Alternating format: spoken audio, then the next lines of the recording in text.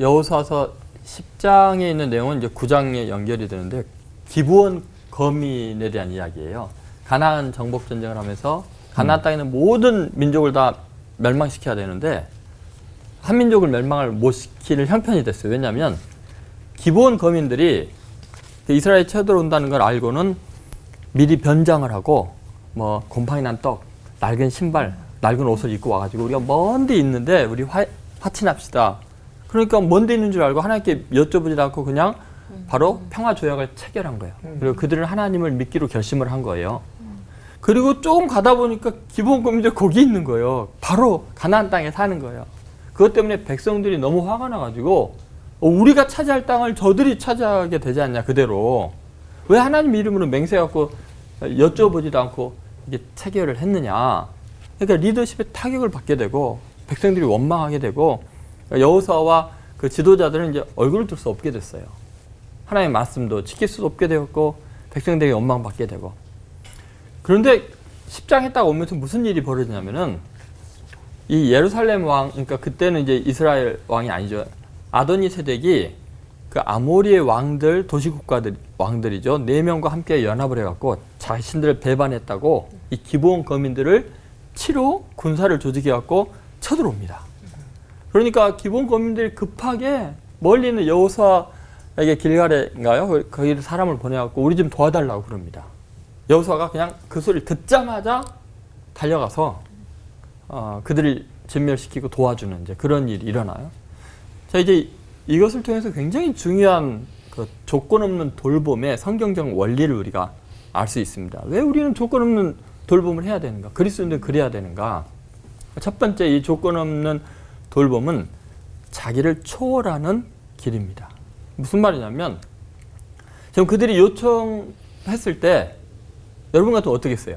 이것들 우리 속여갖고 잘 됐다, 쌤통이다. 지네들끼리 싸우면은 뭐 그리고 막 전세가 막 어려울 때 그때 쳐들어가서 너희들도 죽이고 저들도 죽이고 그럼 기다리면 되지, 안 도와주면 되잖아요. 그런데 여호수아가 아주 이상한 반응을 합니다. 그 소리를 듣자마자 바로 뛰어갑니다. 밤새껏 달려갑니다. 그런 바람에 아도니세덱과 다른 왕들은 상상을 못한 거예요. 왜냐하면 도와주러 올 이유가 없잖아요. 하나도. 그렇잖아요. 어차피 다 정복을 해야 되는데 자녀들끼리 싸우는 모습 다 보고 싸우고 난 다음에 쳐들어가면 되잖아요. 그런데 그걸 밤새껏 3일길을 밤새껏 달려온 거예요. 그냥 기습을 당한 거죠. 그들의 입장에서는. 근데 그러기 위해서는 사실은 자기 자신의 입장을 초월해야 돼요. 이권을 초월해야 되고. 그건 뭐냐면 하나님의 이름으로 맹세했기 때문에 끝까지 하나님의 백성으로 받아줘야 되는 거예요. 자기를 속였을지라도. 그러니까 너와 나의 관계가 아니라는 거예요. 그들은 하나님을 믿기로 선택한 자들이니까 도와주면 나에게 손해가 되지만 내 목숨도 잃을 수 있지만 자기를 초월해서 조건 없이 돌봐주는 것. 그것이 중요한 거예요. 두 번째, 이 조건 없는 돌봄에 아주 중요한 개념이 있습니다. 그건 뭐냐면 조건 없는 돌봄은 내 일이 아니라 하나님의 일이다. 하나님의 일이다. 자, 왜 그러냐면 이제 아주 여호수아도 독특한 반응을 했지만 하나님은 더 독특하게 반응을 하십니다. 여호수아가 막 밤새껏 달려가서 도와주니까 하나님께서요 아주 신기한 반응을 하시는데 이스라엘 군대의 칼에 죽은 사람들보다도 하늘에서 갑자기 우박이 내려갔고 막 혼전해서 싸우는데 정확하게 아모리 사람들만 다 쳐서 죽이는 거예요. 우박이. 말이 안 되는 일이 일어나는 거예요. 그 왜 그러냐? 그건 당연히 하나님이 원하는 거니까. 약한 자들, 하나님께 돌아온 자들을 보여주는 하나님의 일이니까 이스라엘 군대가 열심히 내서 싸우는 것보다도요 하나님이 더 열을 내서 싸우시는 거예요.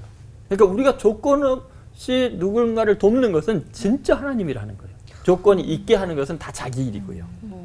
세 번째 더 중요한 것은 조건 없이 남을 돌보는 것이 사명을 완성하는 거고 내가 성공하는 거고 내 일 하는 거다. 생각해보세요. 조건 없이 도와주는 건 진짜 내 일이 돼요. 왜 그런지 아세요? 오늘 본문에 정말 놀라운 이야기인데요. 사소한 작은 구출작전인 줄 알았는데 결과가 어떻게 됐냐면 이 연합군이 형성이 돼갖고 기브온을 치러 오니까 밤새껏 가서 치는 바람에 그들이 다 멸망당하게 되잖아요. 얼마나 놀라운 일이 일어나냐면 그 다음 여호수아 11장부터 12장까지는 전쟁이 어떻게 기록되냐면요. 가서 다 멸하니라. 가서 멸하니라. 나머지 가나안 족속들은요. 이 5왕 가장 강력한 왕들이 무너졌기 때문에 싸울 힘이 없어요. 의욕도 없어요. 계속 가서 취하기만 하면 돼요. 조건 없는 돌봄을 했는데 실제로는 자기네들이 해야 될 자기들의 일을 가장 효과적으로 완벽하게 완성한 거였어요. 지금 기부원 거민들 저 얄미운 것들 할 수 없이 내가 도와준다. 그리고 도와줬는데 실제로는 자기들이 해야 될 진짜 일을 거기서 다 하나님이 다 처리해버린 거예요. 그러니까 우리는요, 누군가를 조건 없이 도와준다고 뭐 생색낼 것도 없고요. 알아봐 달랄 것도 없고 서운할 것도 없어요. 왜요? 하나님은요, 조건 없이 도와주는 그 일을 내 일로 만드셔요. 내 일을 하려고 발버둥을 치면 어렵지만 남 도와주려고 최선을 다하면 내 일을 하나님이 하시는 거예요. 그래서 하나님 뭐라고 했어요? 너희는 먼저 그의 나라와 그의 의를 구하라. 그리하면 이 모든 건 너에게 더하시리라. 하나님의 일을 하는 것, 조건 없이 도와주는 그 일이 하나님의 일이라면 그 일은 곧 내 인생을 완성하고 위대하게 만드는 일이 되는 거죠. 하나님의 일을 진짜 행하려면 조건 없는 돌봄을 정말 기쁨으로, 기대감으로 하는 저와 여러분들 되시기를 주의 이름으로 소망합니다. 아멘. 기도하겠습니다. 하나님 아버지, 오늘 이 시간 이후부터 조건 없는 헌신을 통해서, 섬김을 통해서 우리 자신을 초월하고 하나님의 일을 감당하며 주님께 복받는 인생들이 되게 하여 주옵소서. 아멘. 예수님의 이름으로 기도드립니다. 아멘. 아멘. 네, 우리는 함께이고 싶으면서도 함께하는 걸 힘들어하기도 하고요. 돌보기보다는 돌봄을 받는 것을 더 좋아하기도 하는데요. 입장이 곤란해지고 이렇게 치명적인 손해를 입을 수 있다는 것도 알면서도 조건 없는 돌봄을 실천한 사람 누가 있는지 우리 조동천 목사님께서 알려주시면 좋겠고, 그 사람도 돌봄이 필요한 똑같은 인간인데 뭐가 달랐던 건지 알려주시면 좋겠습니다. 네. 성경에 이제 조건 없이 돌본 사람들이 굉장히 많이 나오거든요. 근데 그 중에 이제 권호 목사님께서 이야기하셨던 그 다윗이 무비보셋을 돌보는 거, 그리고 이제 그렇게 돌볼 수밖에 없는 이유를 이야기를 해주셨어요. 그것이 은총에 대한 이야기로 하셨고, 우리가 하나님의 일을 한다는 거, 그것은 은총을 베푸는 건데, 그 은총을 베푼다는 것이 곧 자기를 부인하고 하나님의 나라를 구하는 거죠. 예수님의 삶이 이제 그랬던 거죠. 근데 이런 이야기는 신구약에 계속 이어집니다. 요셉 같은 경우도 자기를 노예로 팔고 자기 인생을 그 정말 16살부터 30세에 이르는 그 정말 귀한 인생을 노예와 죄수로 망가뜨려 놓는 그 정말 악한 형들을 만났을 때 피눈물을 흘려야 되는데 나중에 끌어안고 울면서 형님들 두려워하지 마십시오. 형님들은 날 팔았지만 하나님이 천하 만민의 생명을 구원하려고 나를 먼저 보내신 것입니다. 내가 형님들과 형님들의 자녀를 기르리이다. 저 보세요. 이 개인적인 관계에서 얼마나 억울한데 끝까지 조건 없는 돌봄이잖아요. 형들은 나를 죽이려고 했고 팔아 넘겼는데 나는 형님들과 형님의 자녀를 돌보겠습니다. 조건 없는 돌봄이죠. 근데 그 결과 어떻게 돼요? 나중에 놀랍게도 요셉의 해골을 메고 가나안 땅으로 간 것이 바로 그 형님들의 자손들이에요. 그리고 그 형님들의 자손 중에서 다윗이 나오고 다윗의 자손 중에 메시아가 나오는 거예요. 신약에 가면은 아나니아라는 사람이 있는데 그 사울 청년이 다메섹으로 가다가 예수님 만나고서 시각 장애인이 되고 폐인이 되죠. 식음을 전폐하고. 왜냐면 자기 인생에 이제 살 가치가 없어진 거죠. 그럴 때 완전히 회복되어서 믿음의 전사가 되고 바울이 된 이유가 뭐예요? 아나니아라는 사람이 부름을 받아서 온 거죠.